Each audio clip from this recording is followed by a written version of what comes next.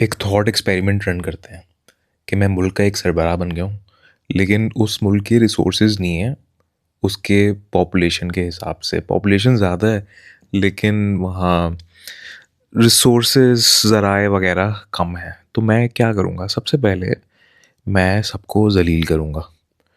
मतलब वहाँ के जो बेसिक राइट्स हैं ना, वो तो रिसोर्स कम होने की वजह से भी कम ही मिलेंगे, लेकिन मैं इक्वली सबको ज़लील रखूँगा कि यार तुम पैदा क्यों हो इस मुल्क में, तुम्हें राइट्स नहीं मिलेंगे। मतलब मैं हो सकता है कि 70% पॉपुलेशन को उनके राइट्स दे सकता हूँ, लेकिन मैं 100% के राइट्स मारूँगा, इक्वली ज़लील करूँगा। ये होगा मेरा फर्स्ट स्टेप। दूसरा स्टेप जो है ये होगा कि मैं उसमें से कुछ परसेंटेज को, लेट्स से 0.01, जिसके अंदर मैं खुद शामिल होऊंगा, उनको मैं बहुत इज्जत दूंगा। उनको अपना सॉर्ट ऑफ अलाय तो नहीं बनाऊंगा, मतलब अपने नीचे ही रखूंगा, लेकिन उनको अन्य वा इज्जत दूंगा। अब वो मतलब they are kind of people who run things. They might or might not have the capability to run things, but बस उनको इंचार्ज बना दिया कि तुम चलो ये डिपार्टमेंट तुम चलाओ, ये तुम चलाओ, ये इंडस्ट्री तुम चलाओ। और उनको बहुत ज़्यादा इज्जत, या तो बिल्कुल ही इज्जत नहीं, फुल जलालत, या बहुत ज़्यादा इज्जत। अब उससे होगा क्या कि वो जो है ना, ऊपर के मैंने 0.01 बनाया, उनको मैंने इंसेंटिव दे दिया है। मैं उसे कहूँगा यार अब तुम ऐसे मुल्क जाओ ये जहाँ रिसोर्सेज अबंडेंस हैं, वहाँ पे अच्छी लाइफ वगैरह सब कुछ है, सबके लिए अच्छी है। अब तुम वहाँ जाओगे ना, तुम्हें मज़ा नहीं आएगा। तुम कहोगे अच्छा यार ठीक है, ये राइट्स मुझे मिल रहे हैं वहाँ पे, लेकिन वो इम्पोर्टेंस नहीं फील हो रही। तो इधर मेरे वाले मुल्क में रह के तुम्हें इम्पोर्टेंस फील होगी, भले वो नॉर्मल राइट है, लेकिन वही बेकार मुल्क है इन दी एंड। लेकिन तुम्हें इम्पोर्टेंस इसलिए फील होगी क्योंकि दूसरे रुल रहे हैं। तो तुम मेरे ना वो हो जाओगे, लॉयल हो जाओगे, स्टिक करोगे तुम। अब यार अब बाकी अवाम जो है वो तो ऑब्वियसली उन्हें कुछ न्यूट्रिशन वगैरह ही नहीं मिल रहा, ताकत ही नहीं है, वो तो उन्हें कुछ क्या कर सकेंगे वो। और जिनके अंदर थोड़ी बहुत है भी, वो काम करने में लगे हुए हैं, मजदूरी करने में। उनके पास कहाँ टाइम होगा ये सोचने में कि उनके साथ क्या हो रहा है। तो it works in my favour. लेकिन कुछ होते हैं जलील लोग, मतलब जलालत में भी और जलालत ये करते हैं कि किताबें पढ़ लेते हैं, इंटेलेक्चुअल बन जाते हैं, और वो फिर मेरी अथॉरिटी पे क्वेश्चन करेंगे कि मैं जलालत कर रहा हूँ, मैं अनफेयर रखा हुआ है सिस्टम को। तो अब ये मेरे लिए बड़ा मसला है। भले वो 0.5% हो पूरी पॉपुलेशन का, लेकिन वो बड़ा ख़तरनाक हो सकता है, क्योंकि वो एक वायरस की तरह फैल सकता है। दूसरों को भी अकल दे सकते हैं कि यार ये गलत हो रहा है। तो फिर मैं उनका मुंह बंद कराने के लिए एक एग्ज़ाम बनाऊंगा कि if you want to be the part of the 0.05%, या उस जैसा आउटलुक तुम्हें चाहिए, या अपनी जलालत कम करनी है, तो ये एग्ज़ाम पास करो। और उस एग्ज़ाम से मैं स्किल्स वगैरह काफ़ी कुछ जज कर सकता हूँ, लेकिन मैं आर्बिट्री सी कंडीशन रखूँगा कि बस भाई मेरी मर्ज़ी, पीछे किस बिना पे चेकिंग हो रही है, क्या हो रहा है, वो बस। और वो अपेरेंटली मुश्किल होगा। अब मैं आपसे पूछूं कि चाँद का कोई किसी स्पेसिफिक पिछवाड़े पे टेम्परेचर क्या है, तो अगर आपको उसका जवाब पता है वो आसान है, लेकिन नहीं पता तो वो मुश्किल है। तो इस तरह की आर्बिट्री चे पने की ना चीज़ें मैं उस एग्ज़ाम में पूछूंगा, तो लोगों को लगेगा ये मुश्किल है, और जिस जो ये पास कर पा रहा है वो वाकई डिज़र्व करते हैं, मतलब उनके कुछ है यार। तो अगर वो पास करके ये चीज़ डिज़र्व कर रहे हैं, नॉन ज़लालत, तो जो फेल हो रहे हैं वो ज़लालत डिज़र्व करते हैं। तो इस तरह जो है वो इंटेलेक्चुअल जो है ना, जिनको थोड़ा दिमाग यूज़ करने की सलाहियत थी, किताबें पढ़ ली थी, उनको भी सही में वो ओपीएम दे दूंगा, या चूना लगा दूंगा कि भाई तुम लोग अगर हो जलील हो रहे हो तो अपनी वजह से हो रहे हो। तुम लोगों ने दिमाग तो यूज़ किया लेकिन सही नहीं किया कि मेरा एग्ज़ाम क्लियर कर सके। तो काफ़ी लोग कहेंगे कि मैं CSS, UPSC, IAS जैसी शिट की बात कर रहा हूँ। लेकिन नहीं, ऐसा नहीं है। वो दे आर वेरी, वो बहुत कूल हैं, वो तो बहुत इफ़ेक्टिव सिस्टम्स हैं। तो मैं कैसे उनकी बात कर सकता हूँ? उनके एग्ज़ाम्स तो वाक़ई बहुत मुश्किल होते हैं। वाक़ई उसमें आपकी स्किल्स वग़ैरह जज की जा रही होती है। आप अपनी इंडस्ट्री के अंदर, अपनी नीश के अंदर कितना आगे हैं, वो जज किया जा रहा होता है। मैंने जो पहले बातें की हैं, ऐसा कुछ उससे कोई इसका कोई रिलेशन नहीं है। और जो लोग उसमें अप्लाई कर रहे होते हैं, वो बिल्कुल ऐसा नहीं सोच रहे होते कि मैं ज़लालत से बच जाऊँ, इसलिए मैं अपनी स्टैंडिंग के लिए, अपनी सोशल स्टैंडिंग के लिए, खाली अपनी सोशल स्टैंडिंग के लिए वो एग्ज़ाम क्लियर कर लूँ। वो पूरी आवाम का सोच रहे होते हैं कि मेरे एग्ज़ाम क्लियर करने से पूरी पॉपुलेशन ज़लील से नॉन ज़लील हो जाएगी।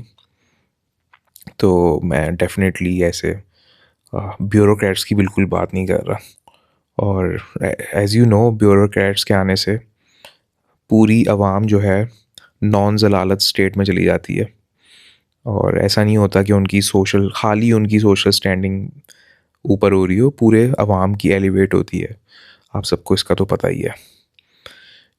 तो मुझे मज़ा तब आता है कि वो जो एस्पायरेंट्स होते हैं, वो डिफेंड करते हैं कि नहीं, तुम कैसे बोल सकते हो। आर्ग्यूमेंट कोई नहीं होगा, लेकिन बस एक ही बात होगी, तुम्हारा पेपर फेल हुआ होगा। अबे चल भाई, मैं क्यों दूं यार इसका पेपर। मेरी शायद उम्र गुजर गई थी, उसके बाद मुझे पता चला होगा किसी वो एक क्लास फेलो मास्टर्स के अंदर पागलों की तरह कर रहा है, ये कर रहा है। और सबकी एक ही जैसी पर्सनैलिटी होती है, कुछ कुछ गड़बड़ होती है। मतलब कुछ कुछ ना, डीपली इन्फीरियरिटी कॉम्प्लेक्स का शिकार एक ट्रॉमा होता है, उसको कैरी किया होता है उन लोगों ने, और वो एग्ज़ाम दे रहे होते हैं। मेरे अंदर नहीं है यार वो ऐसा। मेरे अंदर बहुत ट्रॉमास हैं, लेकिन इन्फीरियरिटी कॉम्प्लेक्स नहीं है यार, अनफॉर्चुनेटली। वरना मैं दे देता और शायद मैं पास भी कर लेता। आई एम इधर उधर की फालतू नॉलेज होती है वो, कि कंगारू का जो बच्चा होता है वो क्या करता है, वो पॉकेट के अंदर रहता है। फजूल किस्म की इंफॉर्मेशन मेरे पास होती है। तो शायद मैं कर लेता, लेकिन अनफॉर्चुनेटली इन्फीरियरिटी कॉम्प्लेक्स नहीं है ना मुझे वो। क्या मतलब, क्या है यार, मतलब एक ही आर्ग्यूमेंट है, कोई क्रिएटिव आर्ग्यूमेंट लेकर आओ ना। एक ही आर्ग्यूमेंट है कि तुम्हारा फेल हो गया इसलिए तुम बोल रहे हो। चलो यार, हाँ, मैं लेट्स से मैंने अप्लाई कर लिया, फेल हो गया, but what is the point? आगे भी तो बात करो कि but I don't think there is any need for argument. They simply just accept it कि वो अपनी सोशल स्टैंडिंग ऊपर करने के लिए जा रहे हैं। तो एक ग्रुप ये होता है लोअर क्लास, मिडिल क्लास वगैरह के, जो है ना, फाइनली वो एलीट्स को ज्वाइन कर लेंगे। दूसरा ग्रुप ये होता है, वो अपर क्लास वाला होता है या मिडिल क्लास वाला भी होता है। वो कहता है कि वो बड़े मज़े के होते हैं। वो कहते हैं कि मैं वहाँ जाऊँगा, सिस्टम का पार्ट बनूँगा और मैं अंदर से सिस्टम को ठीक कर दूँगा।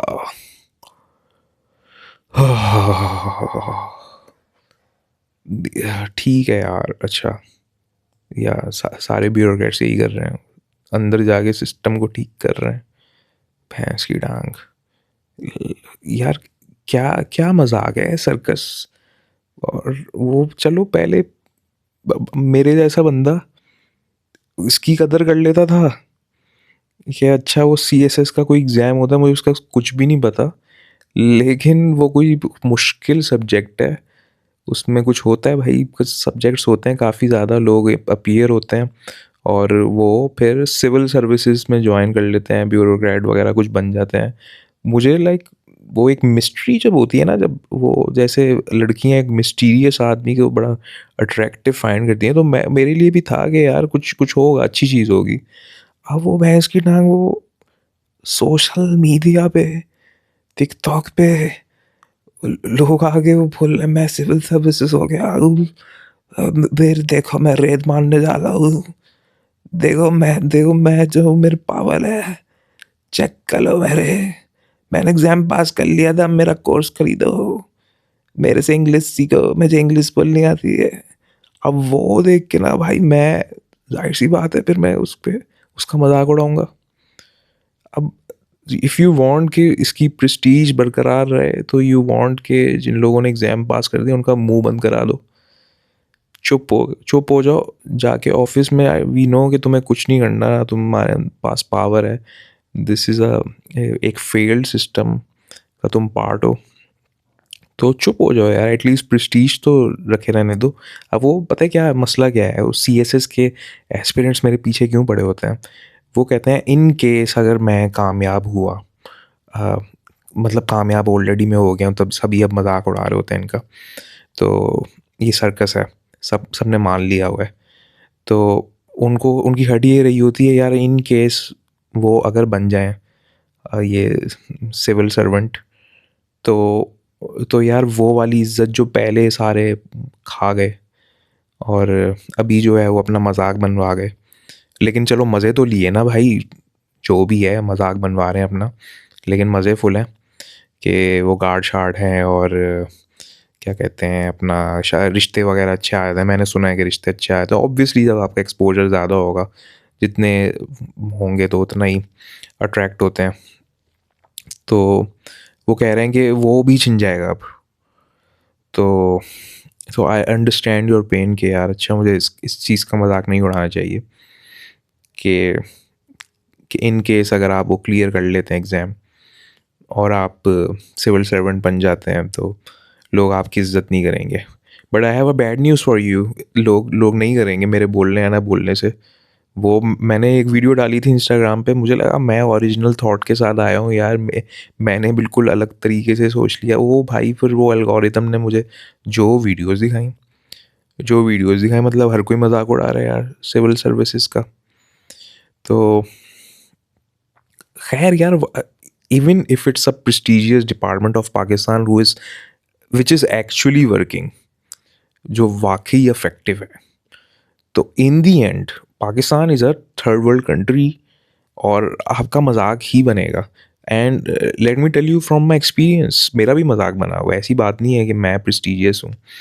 आई graduated from a very prestigious university and it ranked one of the highest in the whole world, पूरी दुनिया के अंदर। तो नॉट जस्ट पाकिस्तान, लाइक मानी हुई है वो यूनिवर्सिटी। और मैं उस रैंकिंग की वजह से, उस प्रेस्टीज की वजह से दूसरे मुल्क नहीं गया। मैंने कहा यार यहीं बैठे बैठे पाकिस्तानी करेंसी के अंदर ही और हायर रैंकिंग में मुझे पढ़ाई मिल रही है, और मुझे सिर्फ पढ़ाई का ही शौक़ है, मुझे कोई वो उतना अपने नाम के आगे ये लगाना मास्टर्स वगैरह का कोई शौक़ नहीं है। तो चुप हो के यहाँ से कर लो यार, एडमिशन मिल रहा है कर लो। तो लेकिन करते करते फिर मुझे वो एकेडमिक्स की दुनिया का पता चल रहा, तो फिर मेरा भी हुआ कि यार अच्छा यार, मतलब वो ठीक है, मैं अब कर रहा हूँ, मेहनत कर रहा हूँ, मैं अचीव कर रहा हूँ, तो वो फिर उसका आउटकम भी अब मुझे चाहिए। मेरे मुंह में भी पानी आ रहा है कि यार वो अब ये प्रेस्टीज है तो उसका कोई फ़ायदा हो। Then I got to know कि no one gives a shit.